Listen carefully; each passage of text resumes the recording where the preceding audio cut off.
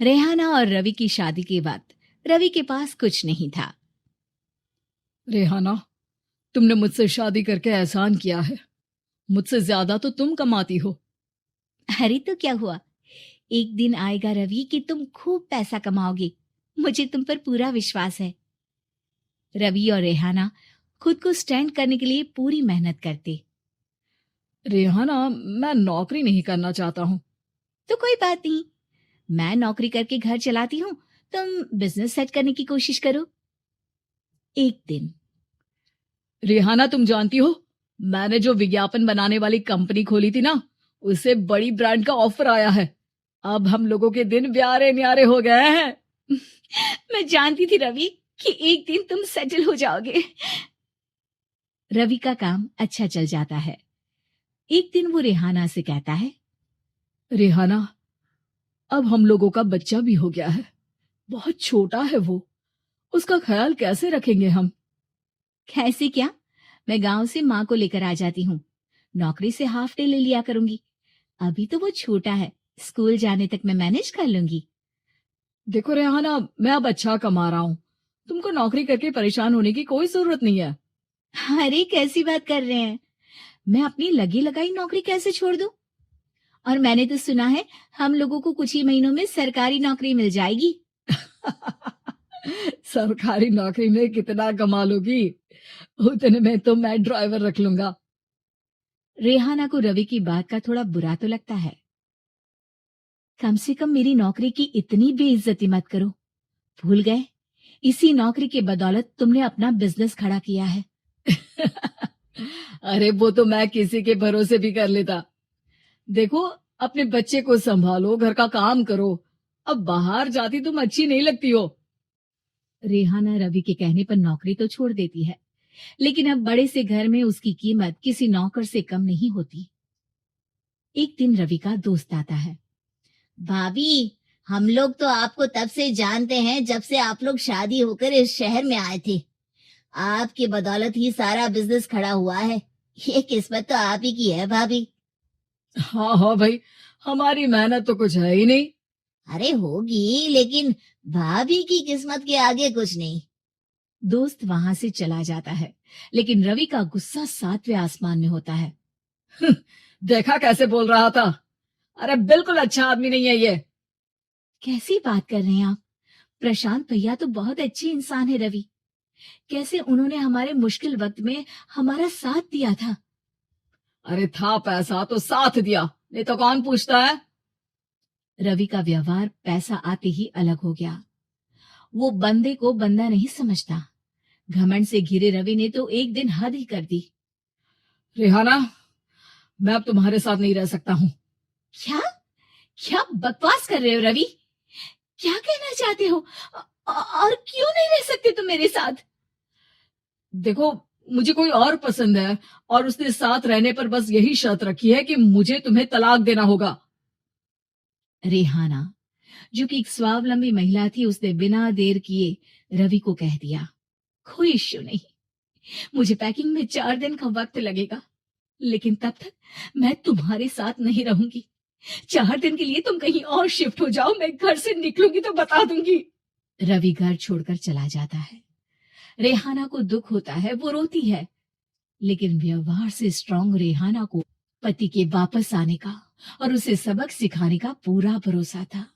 फिर एक दिन, अरे शुशिका, कब शादी करोगी तुम मुझसे? यार मैंने तो सोचा था तुम शादी से पहले मुझे विदेश लेकर जाओगी, महंगी कार दिलाओगी। अरे सब दिला दूंगा, लेकिन पहले मुझसे शादी तो कर लो। हाँ हाँ, क्यों नहीं। मैं कुछ दिनों के लिए अपने मम्मी पापा के पास जा रही हूँ और लोगों से अपनी शादी की बात करूंगी। अरे शुशिका, कैसे रहूंगा मैं तुम्हारे बिना?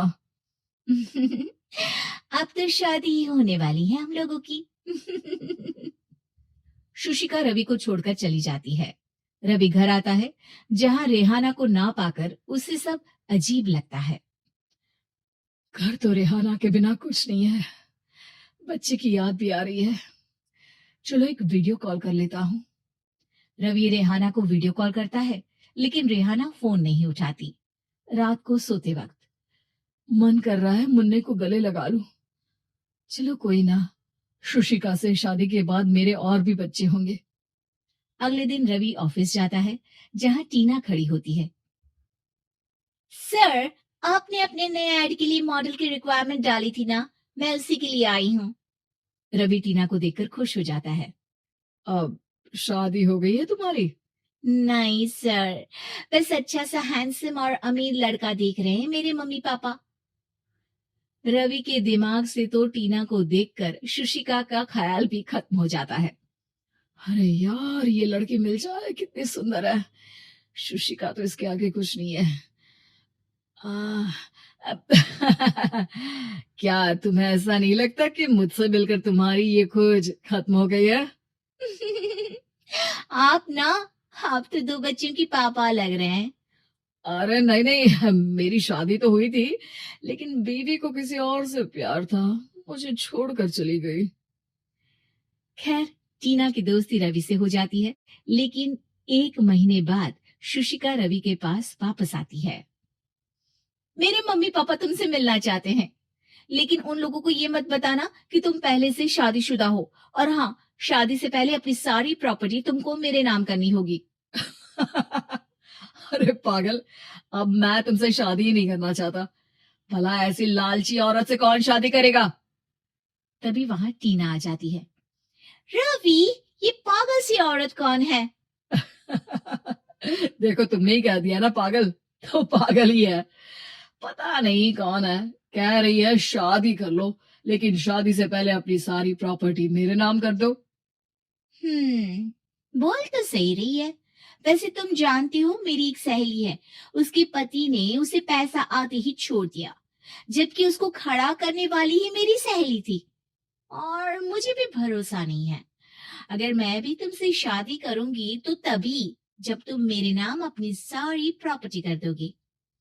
अरे हाँ हाँ, क्यों नहीं, बिल्कुल कर दूंगा। रवि और टीना की शादी की तारीख तय हो जाती है। वो अपनी सारी प्रॉपर्टी के कागज लेकर शादी वाली जगह पर पहुंचता है, लेकिन वहां टीना आती नहीं। रवि टीना को मैसेज करता है। कहाँ हो? सॉरी, मैं तुमसे शादी नहीं कर सकती, मुझे तुमसे भी ज्यादा पैसे वाला मिल गया। रवि को गुस्सा आ जाता है। वो गुस्से से सारा डेकोरेशन तोड़ रहा होता है कि वहां रेहाना आ जाती है। सर, क्या हो गया? क्या डेकोरेशन पसंद नहीं आई आपको? अ, तुम तुम यहाँ क्या कर रही हो? मैं यहाँ की डेकोरेटर हूँ। क्या आपको पसंद नहीं आई यहाँ की सजावट? रवि दौड़कर रेहाना के गले लग जाता है। मुझे माफ कर दो रेहाना। रवि रेहाना के गले लग जाता है और रेहाना टीना को थैंक्स का मैसेज करती है।